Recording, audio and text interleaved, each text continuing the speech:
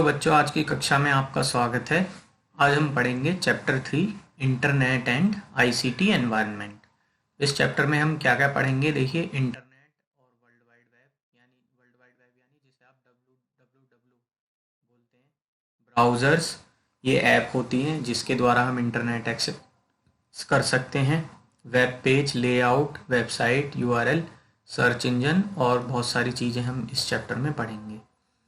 तो हम शुरुआत करते हैं सबसे पहले इंटरनेट से।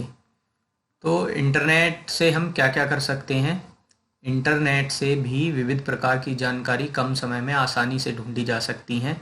इसके अलावा हम और भी बहुत सारे काम इंटरनेट पर कर सकते हैं। कुछ उदाहरण इन चित्रों में देख सकते हो। देखिए, हम किसी से बातचीत कर सकते हैं इंटरनेट के द्वारा।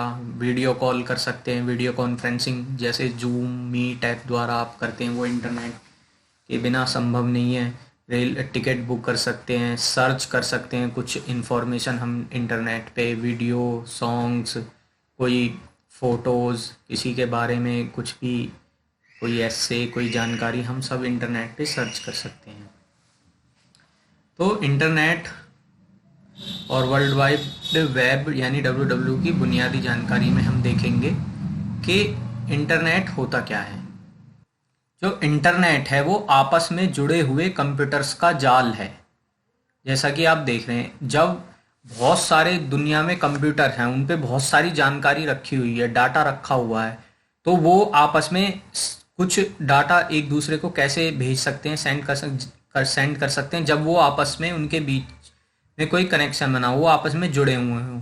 तो इंटरनेट देखिए, ये दुनिया का नक्शा है। इस पे कोई कंप्यूटर कहीं रखा है। ये बड़े कंप्यूटर्स, यानी इन्हें सर्वर बोलते हैं, ये होते हैं, और ये आपस में इंटरनेट के द्वारा एक दूसरे से जुड़े होते हैं ताकि ये कुछ डेटा शेयर कर सकें और एक दूसरे से आपस में कम्युनिकेशन कर सकें, यानी बातचीत कर सकें। उसके बाद आता है वर्ल्ड वाइड वेब यानी डब्ल्यू।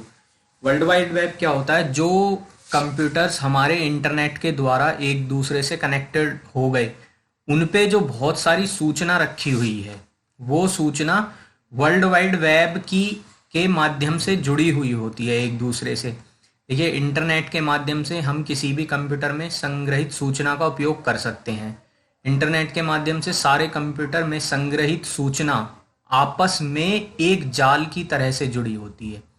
जो इंटरनेट के द्वारा कंप्यूटर आपस में जुड़े हैं, उन पे जो सूचना रखी हुई है, वो सूचना एक दूसरे से कैसे जुड़ी है? एक जाल की तरह से जुड़ी हुई है, जिसको हम वर्ल्ड वाइड वेब बोलते हैं, यानी डब्ल्यू बोलते हैं। डब्ल्यू यानी वर्ल्ड वाइड वेब एक विश्व सूचना प्रणाली है जिसमें पूरे विश्व के सूचना संयंत्र आपस में जुड़े रहते हैं, जिनको हम इंटरनेट की सहायता से प्रयोग कर सकते हैं। अब इंटरनेट और वर्ल्ड वाइड वेब को हम एक्सेस कैसे कर सकते हैं? उसके लिए हमें एक ऐप चाहिए होता है, यानी एक सॉफ्टवेयर या एप्लीकेशन जिसे हम बोलते हैं, और उस सॉफ्टवेयर या ऐप का नाम होता है ब्राउज़र। और उसके मूलभूत कार्यों की जानकारी में हम देखेंगे ब्राउज़र हमारी क्या हेल्प करता है। इंटरनेट का उपयोग करने के लिए हमको एक सॉफ्टवेयर एप्लीकेशन की मदद लेनी चाहिए, जिसको ब्राउज़र कहते हैं। कुछ प्रसिद्ध ब्राउज़र एवं उनके आइकन, यानी कि उनके जो पहचान के लिए एक वो चिन्ह बना देते हैं ना, वो इस तरह से है। देखिए, आप पहले से आपने बहुत देखा होगा, अपने फ़ोन में ज़रूर देखे होंगे क्रोम ब्राउज़र। ये गूगल क्रोम नाम का एक ब्राउज़र है। इसकी जो कंपनी है वो गूगल है। एक गूगल जो है एक कंपनी है जो बहुत सारे ऐप बनाती है। और गूगल ने इसी तरह, जैसे गूगल ने सर्च इंजन भी बनाया हुआ है, कुछ और सॉफ्टवेयर भी बनाए हुए हैं, ऐसे ही गूगल ने एक ब्राउज़र भी बनाया हुआ है, क्रोम। ऐसी एक ये इंटरनेट एक्सप्लोरर ब्राउज़र है जिसको कि माइक्रोसॉफ्ट कंपनी ने बनाया है। और ये हमारा मोजिल्ला फायरफॉक्स ब्राउज़र है, इसको फायरफॉक्स कंपनी ने बनाया है। हमें ये ब्राउज़र हमारे किस काम आते हैं? अगर हमें इंटरनेट एक्सेस करना हो, इंटरनेट पे कुछ ढूंढना हो, कोई फ़ोटो, कोई वीडियो सर्च करनी हो या देखनी हो, या बहुत सारी कोई वेबसाइट खोलनी हो, तो बिना ब्राउज़र के हम उस वेबसाइट को नहीं खोल सकते। पहले हमें ब्राउज़र अपने फ़ोन में या कंप्यूटर में चलाना पड़ेगा, फिर उसमें हम उस वेबसाइट का एड्रेस डालते हैं, जैसे www.edudel.nic.in, जो कि हमारे शिक्षा विभाग की वेबसाइट है। ऐसे जब हम डालते हैं ब्राउज़र में, तब वो वेबसाइट खुल के आ जाती है। ब्राउज़र के कुछ उपयोग क्या हैं? सूचना ढूंढना, चित्र ढूंढना, गाने ढूंढना, वीडियो ढूंढना। ठीक है, उसके बाद हम देखेंगे कि ब्राउज़र काम कैसे करता है। देखिए, ब्राउज़र को ओपन हम कैसे कर सकते हैं। वैसे तो हमारे डेस्कटॉप पर आइकन बना रहता है, वो आइकन जो हमने आपको अभी अभी दिखाया, या फिर ये हमारा नीचे जो पट्टी है इसे टास्क बार बोलते हैं। यहाँ पर देखिए हमारा ये रहा, ये मोजिला फायरफॉक्स ब्राउज़र है, ये ओपेरा ब्राउज़र है, ये इंटरनेट एक्सप्लोरर है, ये गूगल क्रोम है। जैसे ही हम इन पे जिस ब्राउज़र पे क्लिक करेंगे वो हमारा ओपन होके आ जाएगा। ये हमारा गूगल क्रोम ब्राउज़र ओपन हो गया है। अब इस पे हम काम कैसे करते हैं, देखिए ये जो है हमारा होता है एड्रेस बार होता है। यानी अगर देखिए हमें कहीं पर पहुंचना हो, तो हमें उस जगह का एड्रेस चाहिए होता है ना। ऐसे ही हमें जिस वेबसाइट पर जाना है उसका नाम या एड्रेस हमें पता होना चाहिए ना।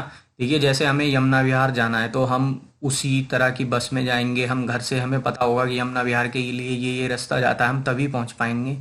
तो ऐसे ही ब्राउज़र को हमें ये एक वेबसाइट का एड्रेस देना होता है ताकि वो हमें उस वेबसाइट के पते तक पहुंचा दे। तो ये ब्राउज़र में हमारा होता है ये हमारा होता है एड्रेस बार में हम एड्रेस डालते हैं। एड्रेस क्या होता है हमारा, जो हम www.edudel.nic.in ऐसे करके डालते हैं, या www.wikipedia.org ऐसे करके डालते हैं। इसे हम वेब एड्रेस बोलते हैं या URL बोलते हैं।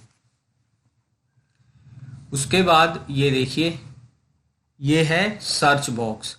ये सर्च बॉक्स है, यहाँ पर अगर हम अगर हमें एड्रेस नहीं पता है तो हम एक तरह से सर्च करते, बीच बीच में पूछते जाते हैं किसी से कि भाई हमें वहाँ जाना है, उसके लिए कौन सा रास्ता पकड़ेंगे, ये इस तरीके से। तो ऐसे ही ये गूगल का एक सर्च इंजन है जिसमें हम सर्च बॉक्स में अगर कुछ भी डाल दें, अगर हमें वेबसाइट नहीं पता है तो ये हमें सर्च करके बहुत सारे सैंपल दे देता है, और उसमें से हम कोई भी जो हमारे काम का लिंक है उसको क्लिक करके हम उस वेबसाइट पे जा सकते हैं। और ये हमारा है सर्च बटन। यहाँ पे लिखने के बाद हम जैसे ही सर्च बटन प्रेस करेंगे तो हमारे सामने सर्च होने के बाद रिजल्ट आ जाएगा।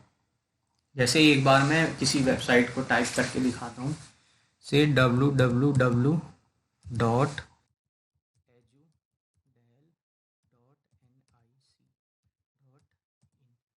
ये हमने वेबसाइट का एड्रेस टाइप कर दिया और हम अब एंटर प्रेस कर देंगे कीबोर्ड पर, तो ये हमारी जो शिक्षा विभाग की वेबसाइट है ये खुल गई। यहाँ पर एक चीज़ और देखिए कि जब हमने edudel.nic.in यहाँ पर डाला तो ये सबसे पहला ये वेबसाइट खुल गई हमारी शिक्षा विभाग की। अब एक वेबसाइट का जो पेज सबसे पहले खुलता है उसे हम बोलते हैं होम पेज। ये हमारा होम पेज है। इस वेबसाइट पर हमारी बहुत सारी जानकारी, शिक्षा विभाग की वेबसाइट है तो यहाँ पे हमारा स्कूल्स के बारे में जानकारी मिल सकती है, स्कूल के एड्रेस मिल सकते हैं, स्कूल के कोड मिल सकते हैं, स्कूल के बारे में और बहुत सारी जानकारियाँ मिल सकती हैं, टीचर्स के बारे में, प्रिंसिपल के बारे में। तो उसके लिए यहाँ पर अलग अलग लिंक दिए होते हैं। जैसे हमारा एक घर होता है, घर के अंदर अलग अलग किचन, हर अलग अलग काम के लिए अलग अलग पार्ट में बटा हुआ होता है। जैसे किचन होता है, बाथरूम होता है, ड्राइंग रूम होता है, और सारे स्टोर रूम होता है, कई रूम होते हैं अलग अलग। तो ऐसे ही एक वेबसाइट में बहुत सारी जगहें बनी हुई हैं, समझो बहुत, उनको हम पेज कहते हैं, वेब पेज। तो जैसे हम यहाँ पर देखें स्कूल इन्फॉर्मेशन, जैसे ही हम स्कूल इन्फॉर्मेशन पर क्लिक करेंगे तो यहाँ पे स्कूल्स की जानकारी आ जाएगी।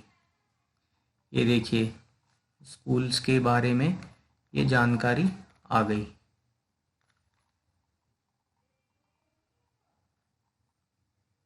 ये हमारा school Dilshad Garden C block इस तरीके से आ जाती है। अगर हमें बैक होम पेज पे वापस जाना है तो मैंने बताया था ये बैक बटन से हम चले जाते हैं। यहाँ से हम चले थे और यहाँ पर जो गूगल का सर्च बॉक्स होता है उसमें हम डालते हैं क्या कि अगर हमें किसी वेबसाइट का एड्रेस नहीं पता है या जैसे हमें कुछ सर्च करना है कि हमें भारत के कुछ प्रसिद्ध स्मारक ढूंढने हैं जैसे कि ताजमहल है, लाल किला, ये सब, तो ऐसे हम यहाँ पर डाल दें इन्हें हिस्टोरिकल प्लेस बोलते हैं ना, हिस्टोरिकल प्लेसेस इन इंडिया, ऐसे हमने डाल दिया और गूगल और सर्च बटन पे हमने यहाँ पे देखिए सर्च बटन पे भी इस पे गूगल सर्च बटन पे क्लिक किया था।